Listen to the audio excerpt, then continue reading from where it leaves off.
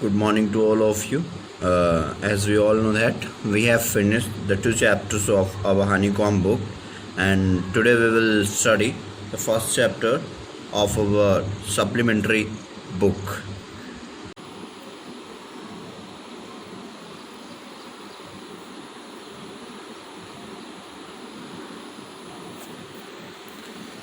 So students, our first chapter is the training teacher.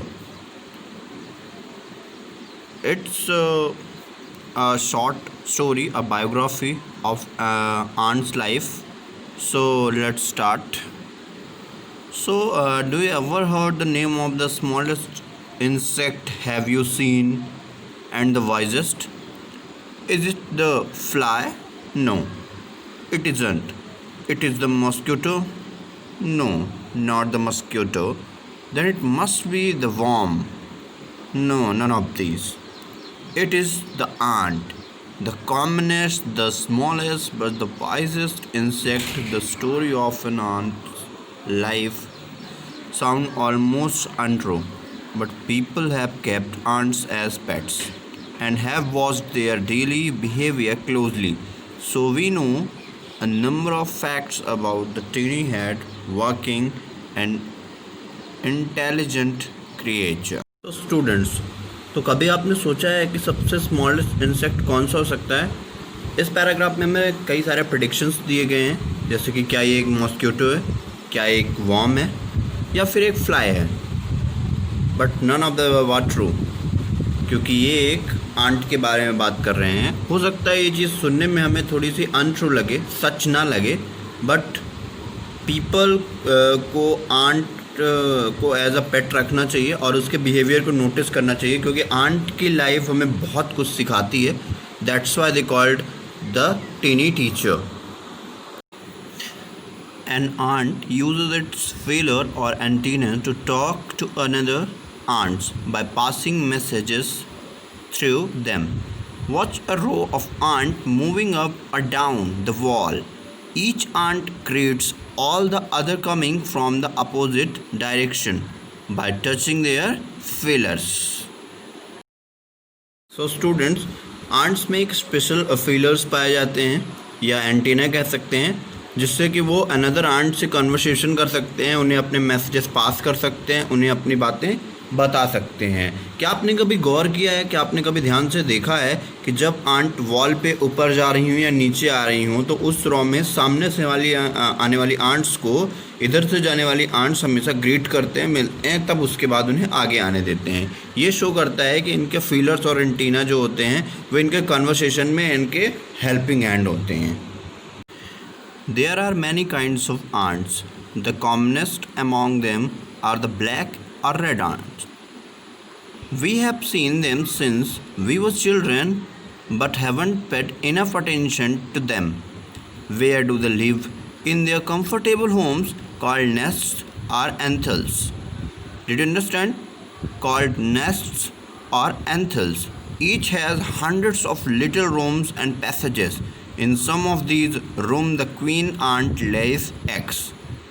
Other ant nourishes for the young ones called grubs, as we seen in the picture.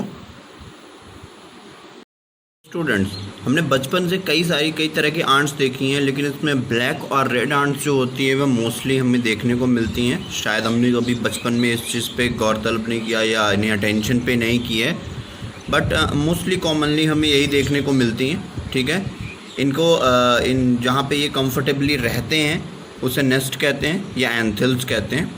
ठीक है, और उस एंथिल्स में कई सारे hundreds of rooms and passages होते हैं, जैसा कि पैराग्राफ में मेंशन किया गया है कि उनमें बहुत सारे रूम्स और पैसेजेस होते हैं. ओके, तो जैसे हम अपने घरों में बड़े बड़े छोटे छोटे रूम्स बनाते हैं, बेडरूम्स बनाते हैं, हॉल्स बनाते हैं, उसी तरह से इनका भी जो रहने की जगह होती है एंथिल्स, वहाँ का स्ट्रक्चर कुछ ऐसा होता है कि उसमें कई सारे रूम्स और पैसेजेस होते हैं.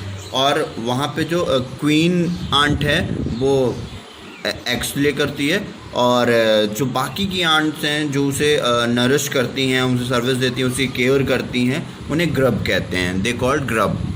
Understand? Let's move to the next paragraph.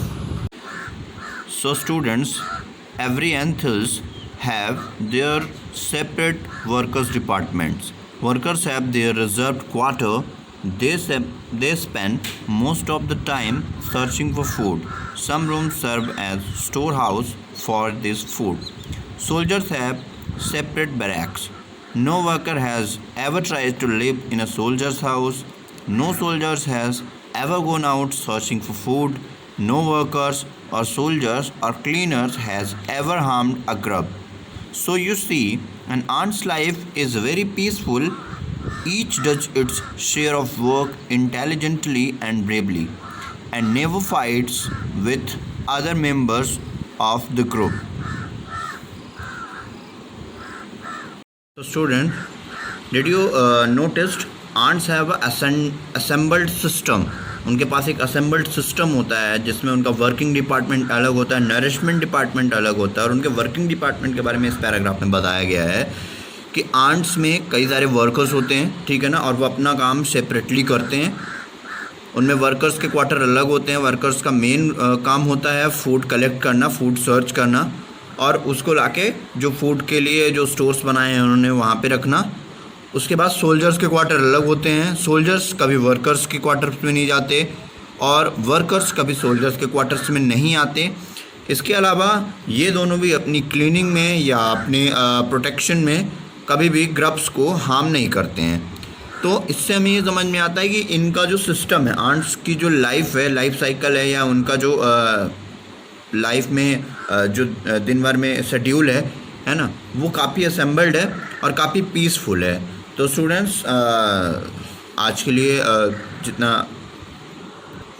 आपको बताया गया है आप उसे एक बार अच्छे से रीड करेंगे और इस वीडियो को बार बार थोड़ा देखेंगे जिससे आपको चीज़ें समझने में अच्छा हो, आप अच्छे से उसे समझ सकें. और उसके बाद आपको नीचे दी हुई एक्सरसाइज का मैं PDF अपलोड कर दूंगा जिससे आपको एक्सरसाइज के सॉल्यूशंस मिल जाएंगे और चैप्टर का एक्सप्लेनेशन हो चुका है. आगे का एक्सप्लेनेशन हम कल करेंगे. Have a good day.